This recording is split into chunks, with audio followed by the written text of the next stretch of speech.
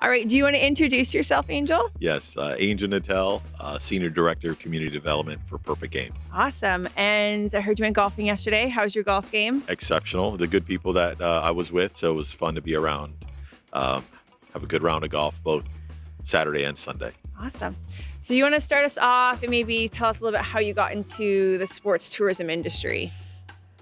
Unique perspective. It started out with just coaching high school baseball in St. Petersburg, Florida, and blessed enough to know some great people that have allowed me opportunities to grow both personally and professionally.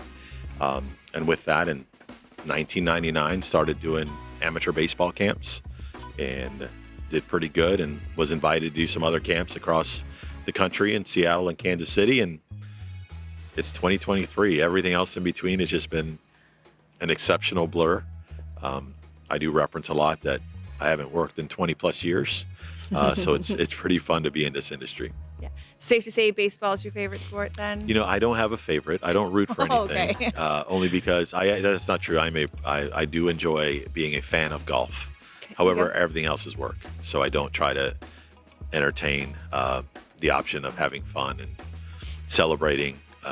One of my first professional experiences was cheering in a press box during an MLB game. And I was pulled to the side by a great colleague, friend, and mentor, and strongly suggested I never do that again. And that was the last time I cheered for anyone outside of a golf event. Awesome. So we are new partners together, which is really exciting. And we went through quite the process to get here. And it's probably the first time we've ever experienced quite a process. So do you want to explain a little bit how you underwent that process to select us as a new housing solution for Perfect Game, and what that looked like? Because you guys went through quite the... Yeah, thank you. Thank you for recognizing that. Our leadership at Perfect Game has been really receptive to structure, concepts, ideas, but also implementation of those things. So it's great to have an idea, but we have to certainly be able to execute those. So our ownership, we outlined a strategy with our current housing provider. And we had so many reach out to us over the short period of time that I've been with Perfect Game. This is my 4th year with Perfect Game. Scary to believe. It's been really quick, but it's been really fun as well. But what we outlined to our ownership was a structure to think differently, which is what they've tasked us as teammates and staff and employees. So what we did is we outlined a traditional RFP process that's probably more so government related based on my experience over the past 20 years. So we outlined a structure to be effective communicators, thorough and consistent with information, and then most important, just the follow-up communication. We felt it's important, especially on the public process side, is where you submit something and you just never hear back. So the structure we set out over the short time, so this would have been almost 2 years ago now, we had over 20 housing service providers reach out to us indirectly, and we kept that in a file. And then when that process started, we reached out to all 20. And 20 of them got back to us within an efficient time frame. I will tell you, I'll recognize 2 right away that just realized and said there's no chance that they could do the volume of business. And they were just thankful that we consider them, which was one of the other things that we want to make sure we do is effectively communicate. And we have some improvements that we need to make. And that's kind of the direction we went. So we outlined that in April. And then over that period of time, we started in what we felt was an effective communication that also engaged our teammates. Because one of the things our ownership outlined was that the people working on this day to day need to be just as part of it as the ownership structure.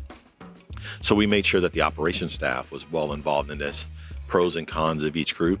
And then we came to a conclusion with our management, understanding who our final 5 were.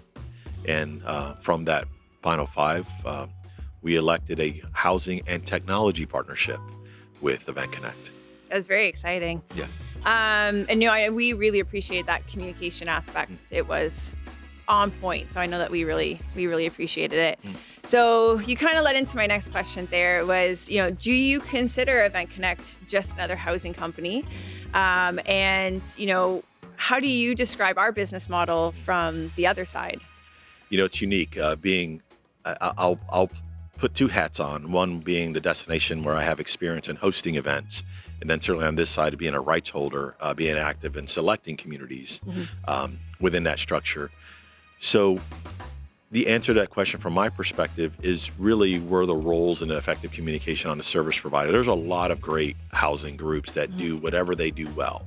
But for Perfect Game, we needed more than that. We needed to understand the technology components, customer service, those aspects that were certainly transitioning to an automation, but still having that personal integration with us, because our team on the operations staff, our housing team, oversees both internal and external customer service. So those are some of the needs that we needed for our organization. So what our team wants to do is treat our teammates just as good as we treat our customers. And those are the things that we considered as it went and moving forward on that. But there's a lot of good groups that do what they do.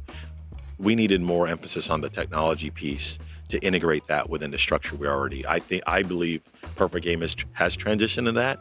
We're far beyond events. We do host perfectgame.tv. Our social platform is very dynamic. Our consumer habits are really strong. Now a place to capture all that data and share that information to our customers, that efficiency comes a long way. Awesome. So we've been working a lot the last few months to get everything onboarded. Yeah. It's been a lift. But it's kind of seeing our journey over the last few months. How important has data really become to PG? Because I know how it's important to us, but how important has that been to you guys? It's significant. It just ties in some efficiency components. When your customer registers for an event, there's a timeline of interest to and excitement to figure out what next destination they're going to be active in, a signature event or a regional event or a qualifying event. And being involved in a destination goes a long way. And we know that selection process is typically facility driven, the proximity to venue, and then that third and fourth piece is typically restaurants, hotels, atmospheres, excitement, attractions. So that's where the destination comes in handy. But having that ability to have that in one location goes a long way, and not discounting the path of traditional DMOs, but in today's age of gift bags and trinkets and things of that nature, which are significantly valuable. I think the consumer wants to plan well in advance and finding their little dive bars and dive locations and their quality restaurants they would have never found outside of the destination themselves. Like Linda's. Where do you see sports tourism heading in the future, and what makes you the most excited about it? I will tell you that the future leads back to a perspective of, I would say, history. And I say that is because when I started in the sports tourism space in 2005, have had a long list of great, strong mentors, colleagues, and friends. I do believe that a focus on local activation is just as important as the visitor. Too many times the destination is only focused on the visitor from a transaction and economic benefit. There's absolutely nothing wrong with that. That certainly knows that how people generate revenue and partner, particularly taxable revenue side of it. However, the engagement of the citizen and dismissing the citizen as part of any event, I think is a huge failure for many communities. Citizen and visitor engagement is simultaneous. You've got to include your locals as part of any activity, because now they're included in the process as opposed to excluding them and only highlighting the value of the visitor. Awesome.